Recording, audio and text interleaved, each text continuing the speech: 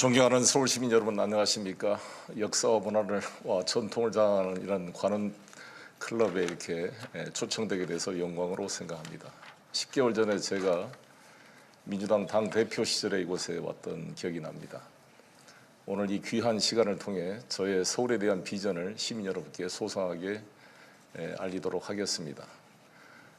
윤석열 대통령 취임식이 있었습니다. 축하를 드립니다. 어느 나라 대통령이든 취임을 하게 되면 그 취임사에는 나를 찍어주지 않는 국민도 마음을 헤아려서 하나로 국가를 통합시키겠다고 말하는 것이 일반적인 경우입니다. 미국 대통령도 누구든 리퍼블리칸이든 데모크라트든 푸른색, 빨간색을 가리지 않고 전 미국의 대통령이 되겠다고 이야기합니다. 우리도 마찬가지일 것입니다. 대한민국 대통령은 한 정파의 대표를 넘어서 국가 원수로 우리 국가를 대표하고 국민을 통합시켜야 될 헌법적 의무를 갖는 존재입니다. 그런데 윤석열 대통령 출범 이후 내각 구성이나 청와대 비서진 구성에 있어서 특정 학교, 특정 지역, 특정 연령, 특정 성에 너무 치우쳐 있어서 걱정이 많이 되고 있습니다. 심지어 주로 검사 출신들로 대검찰청 부속실을 방불케 한다는 언론의 지적도 있습니다. 첫 일정이 청와대를 대통령 집무실을 용산으로 이전시키는 것부터 시작하고 있습니다. 국민의 반 이상이 이를 반대하고 우려를 표명하고 있습니다. 설령 옮기더라도 일단 청와대 근무를 하면서 차분하게 1년 정도 준비를 거쳐서 해도 괜찮을 텐데 왜 이렇게 무리하고 졸속으로 해서 수많은 문제를 야기시키는지 걱정이 됩니다.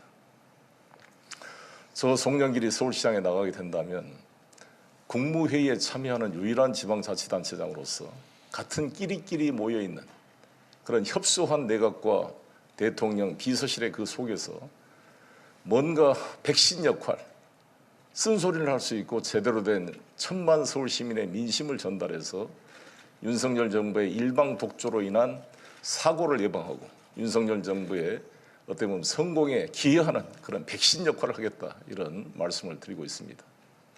최근에 600만 원 소상공인 보증금 선별지급 문제도 제가 강력히 문제 제기를 해서 국무회의에서 다시 선별지급을 폐지하고 하겠다는 말씀도 있었습니다만 이런 역할을 하겠습니다.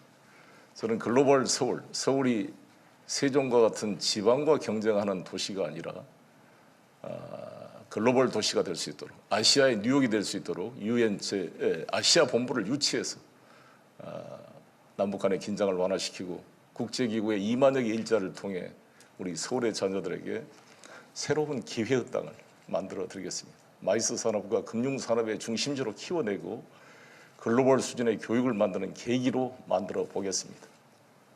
그리고 부동산 문제는 세제는 완화시키고 공급은 확대하고 금융은 지원해서 부동산 문제에 대한 근본적 해결책을 제시해 보겠습니다. 일단 세제 완화는 저희 민주당이 국회를 주도하고 있기 때문에 법을 개정해야 가능합니다. 이미 부동산 1인 1가구 사실상 폐지와 2인 2가구 이상도 6억에서 11억까지 상향할 것을 어제 기자회견으로 요청을 했습니다. 아마 당에서 논의를 할 것으로 봅니다. 공급은 확대할 것입니다. 재개발, 재건축이 차질 없이 되도록 민간에게만 의존하지 않고 공공이 병행해서 추진할 것입니다. 자금, 재정, 금융 지원은 아무리 공급이 되더라도 LTV 50, 60으로 통제되고 9억 이상의 돈은 허그가 보증을 안 해주면 그림의 떡입니다. 집값의 10%만 있으면 자기 집을 가질 수 있는 누구나 보증을 통해 우리 청년 세대와 서민들이 10년 안에 자기 집을 가질 수 있는 희망의 사다리를 만들 수 있도록 확실하게 뒷받침해 나가겠습니다. 소상공인 문제를 비롯해서 새로운 서울의 비전을 하나하나 준비해서 추진해 가겠습니다. 저는 이미 인천에서 부도위기 인천을 성공시키고 인천의 산업의 패러다임을 바뀌었던 성공의 기록을 가지고 있습니다. 이제 네 번째 도전하는 상대 후보에 비해서 새로운 창조적 에너지와 아이디어를 가지고 준비하고 있는 저에게 기회를 주실 것을 호소드리겠습니다. 감사합니다.